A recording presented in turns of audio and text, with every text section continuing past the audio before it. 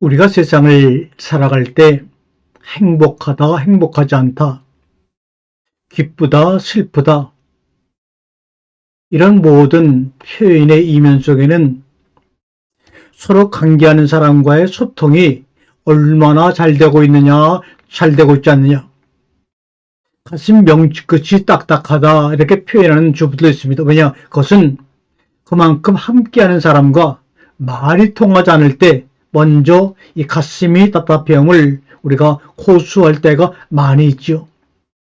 우리가 마음의 생각을 표현하는데 이 생각의 해상도와 말의 해상도는 엄청나게 차이가 있다고 합니다. 우리가 스마트폰을 사용하니까 그 해상도가 좋으면 얼마나 좋은지 실감을 하고 있죠.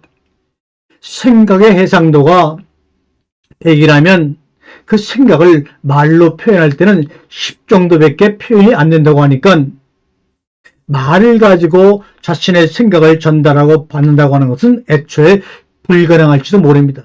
또한 여러분, 우리가 누구와 말을 할 때 말로 하는 것은 30%요, 몸으로 하는 것이 70%라고 말합니다. 그러니까 인간이 말로 표현하는 것은 자신의 의사의 30%밖에 안 되고 70% 정도는 그 말을 하는 사람의 표정이나 음성이나 목소리나 뭐 이런 걸 통해서 오히려 전달이 되기 때문에 말은 진지하게 하더라도 그 말을 실현하는 우리의 몸과 감정과 소리가 거기에 합당하게 따라가지 못한다면 오히려 말을 함으로 말미암아 관계가 소원해지고 오해하는 경우가 많이 있다고 하죠. 이 언어라고 하는 거, 말이라고 하는 것은 문법과 어휘만으로 구성된 것이 아닙니다. 그래서 이 말씀의 종교, 모든 것을 문자로 기록한 이 말씀의 종교인 기독교는 그래서 더욱더 조심해야 합니다. 모세 때까지 성경을 기록한 전까지 수천 년 동안 하나님의 마음이 이 우주 가운데 소리로 전달되어 오다가 소리로 전달되어 오던 그 모든 하나님의 마음과 계획을 고대 히브리어라고 하는 그 발전하지 못한 그 문자 속에 표현하려고 하니 100분의 1, 1000분의 1, 만분의 1도 표현을 못했을 것이라는 것은 우리가 이미 알고 있지 않습니까? 그런데 또 근래에 들어와서 많은 고대 문서가 발견되고 많은 학문이 발견되므로 말미암아 성경을 히브리어로, 헬라어로 원문을 분석하고 어휘를 따지고 문법을 분해해서 뭔가 하나님의 뜻을 끄집어내겠다 한다 하는 것은 뭡니까? 오히려 문법 어휘에 구속되어서 문자에 기록된 하나님의 뜻을 더욱더 제한시키는 것이라는 것을 우리는 알아야 합니다. 더군다나 히브리어를 가지고 구약 성경을 우리가 이해하고 문법을 따질 때 히브리어는 분명히 표 문자입니다. 우리나라 한글과 마찬가지로 표 문자임에도 불구하고 한문과 같은 표의 문자로 생각을 해가지고 이 단어를 파자해서 무엇인가를 자기만의 믿음에 맞춰서 신기하게 이야기를 꺼내서 이것이 진짜 과거의 목사님들이 이것을 알지 못해서 잘못된 이해라고 잘못된 깨달음을 주었다고 비판하는 그런 길로 나아간다는 것은 이것은 크리스천들의 모습이 아니고 말씀을 다룰 자격이 있는 사람들의 모습이 아닙니다. 우리가 지금 말씀에 가지고 인기를 좀 끌지 못하면 어떻습니까? 순수한 하나님의 소리를 전할 수만 있다면 그것으로 만족하는 것이죠. 그래서 때로는 침묵의 시간이 오히려 하나님의 말씀을 더욱더 정감 있게 전할 수 있는 길이 되기도 합니다. 이 성경을 기록한 언어는 문법과 어휘뿐만이 아니라 인간 마음의 성광이며 마음속에 무수한 끝없는 원시림이라고 하는 것을 우리가 알아야 합니다. 우리는 인공적인 환경에서 점점 더 많은 시간을 보내면서 스마트폰을 가지고 손가락 하나로 모든 정보를 검색하며 연결하는 시대에서 우리는 땅과의 연결고리를 잊어버리고 말았습니다. 그러면서 땅과의 연결고리를 잊어버린 상태 속에서 우리가 사용하는 문자와 언어는 핏기를 잃어가고 생명을 잃어가고 본인의 목적을 잃어가고 있습니다. 언어의 상실은 노아의 홍수처럼 우리에게 밀어 닥치고 있습니다. 단어 하나를 잊어버릴 때마다 성경에 숨겨진 사람과 사람의 소통, 하나님과 사람과의 소통, 영광의 불꽃도 하나씩 꺼져가고 있습니다. 우리는 그 모든 단어를 순수하게 지킬 필요가 있습니다. 그 단어 속에 숨겨진 그 무한한 원심 속의 그 아름다움과 경외감을 우리는 발견해서 다시 보존할 필요가 있습니다. 만일 그 모든 과정에서 길을 잃은 기분을 느낀다면 솔직하게 인정하고 우리는 하나님 앞에 서서 그 하나님이 자신의 소리를 기록한 언어 속에 숨겨있는 하나님의 그 성공, 부딪힘, 그 무한한 원신임을 우리에게 보여달라고 우리는 기도하며 무릎을 꿇어야 합니다. 그때까지는 우리는 가르치려고 하지 말고 설교하려고 하지 말고 침묵의 사람으로 시간을 보낸다면 하나님이 분명히 이사야처럼 학자율을 주시고 위로의 혀를 주셔서 많은 사람에게 기쁨의 소리를 전달할 수 있는 소리꾼이 될 것입니다. 여러분, 우리가 캐리비안 해적이라는 영화를 보게 되면 길을 잃는다는 것, 삶을 살아가면서 내가 길을 잊어버렸어, 뭔가 아무것도 보이지 않아, 어떻게 살아가야 되지? 라고 고백하는 길을 잃는다는 것이 우리에게 어떤 가치를 지니는지에 대한 멋진 대사가 나옵니다. 어떤 대사냐고 바로 이렇습니다. 발견될 수 없는 것을 발견하기 위해선 먼저 길을 잃어야 하지. 그게 아니라면 세상 사람들이 다 그 것을 알겠지. 다시 한번 읽습니다. 발견될 수 없는 것을 발견하기 위해선 길을 잃어야지. 그러므로 여러분의 삶의 길을 잊어버리고 있다고 해서 마음의 불안과 어려움이 있다니, 이것은 발견될 수 없는, 나에게만 발견될 수 있는 그것을 발견하기 위해 지금 내가 먼저 길을 잊어버린 거구나. 하나님의 배려구나. 만일 내가 길을 잊어버리지 않고 너도 나도 발견될 수 있는 것이라면 거기에는 나만의 것이 있을 수가 없죠. 길을 잃었을 때, 앞으로 나아갈 삶의 방향이 보이지 않을 때 우리는 나만의 것을 나만이 발견할 수 있는 그것을 발견하기 위해서 길을 잃었구나 라고 하고 기회로 삼아야 합니다. 말씀도 마찬가지입니다. 다른 사람이 발견할 수 없는 것을 발견하기 위해서 우리는 먼저 그 성사라고 하는 말씀의 원심 속에서 길을 잃어볼 필요가 있습니다. 사람들이 보통 이야기하듯 세상 모든 것들이 가시적이고 눈에 보이는 대로 또는 말로 표현될 수 있는 것은 아닙니다. 대부분의 체험들이 말로 표현될 수 없으며 말로 표현되지 않은, 말이 들어간 적이 없는 그 무한한 원시림의 공간 속에서 일어난다는 사실입니다. 창조가 바로 그것입니다. 그 중에서도 특히 성경 속의 말씀들이 말로 표현될 수 없는 영역에 속합니다.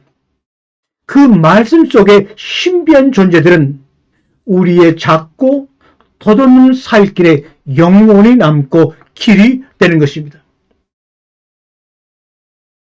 여러분의 삶에서 꼭 붙잡고 따라가야 하는 아리아드네의 실, 이 아리아드네의 실이라는 것은 뭡니까? 너무나 어렵고 힘들어서 해결할 방법이 없는 일을 해결해주는 실이라고 하는 것이 아드네 실입니다. 그 실은 무엇입니까? 내가 길이요 진리요 생명으로 말씀하신 예수 그리스도 아닙니까? 그 예수 그리스도는 온 우주의 원시림보다 더 풍성한 원시림입니다. 거기서 여러분의 길, 여러분만이 가질 수 있는 창조의 길, 그 길을 발견하기 원합니까? 그러면 그 원시림 속에 들어가서 여러분이 알고 있고 보이는 가신 것을 떠나서 한번 길을 잃어보십시오. 여러분만의 길을 발견할 것입니다. 두려워하지 마세요. 그 실, 아리아드네 실, 어려워서 해결할 방법이 없는 일을 해결해주는 그 실, 그 길, 어떻게 찾아내었는지요? 나라는 미궁을 탐험해 본 적이 있었나요? 모든 것을 다 알아도 한 기속도 안 되는 이 나라는 이 본연의 나를 만나지 못해서 우리는 자기가 어디에 있는지도 모르고 어디에서 와서 어디로 가는지도 모르고 현재 정말 이 산에 빠져가지고 정말 현재 시간을 놓쳐버리고 미래의 준비를 위해서 함께 될 사람들 다 떠나버리는 어리석은 삶을 살고 있지 않습니까? 여러분과 저라는 나 자신의 미궁을 여러분 탐험해 본 적이 있으십니까?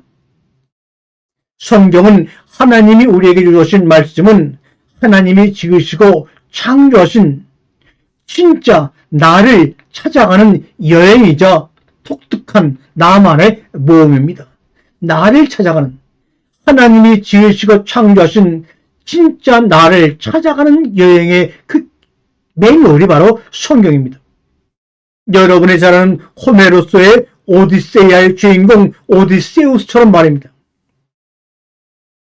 진짜 하나님이 지으시고 창조하신 진짜 자기를 만나야, 나를 만나야, 하나님이 그분이 나를 이렇게 멋지게 창조하셨구나 하며 감탄하며 나를 창조하신 그분을 제대로 알고 영광 돌리게 될 것 아닙니까?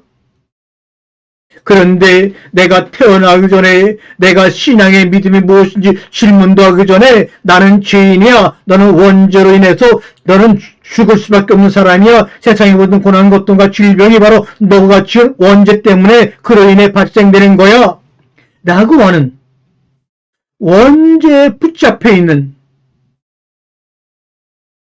기독교인들, 종교인들, 개신교라는 종교가 탄생하는 조건으로 아거스티니오, 루터, 칼빈이 재확인하고 확인세서한 원죄의 교리 나는 죄인이야.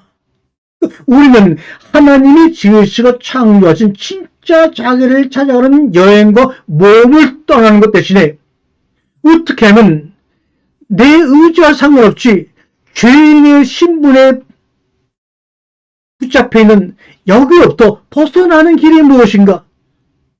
그 벗어나는 길이 예수를 믿는 거야.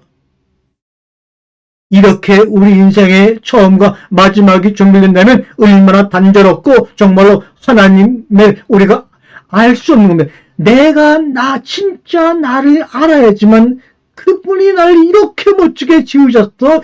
야, 거기에 비례해서 그분을 제대로 알게 되는 것 아닌가요? 하나님을. 만약에 그분이 나를 이렇게 멋지게 창조하셨구나 하면서 진짜 자기를 발견하지 못한다면 진정한 나는 없는 겁니다. 가짜 나가 아무리 무슨 이론으로 무장하며 하나님을 경배한다고 해도 그게 어디 진짜 예배요 경배이겠습니까?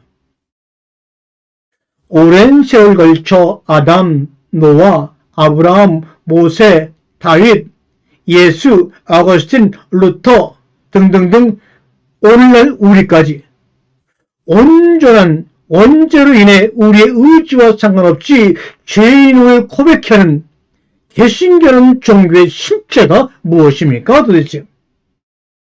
아니면 성경의 진정한 기록의 목적이 무엇입니까? 도대체 당신의 힘으로 어쩔 수 없는 죄인이라는 정체를 밝히려고 성경이 기록되어 있단 말입니까?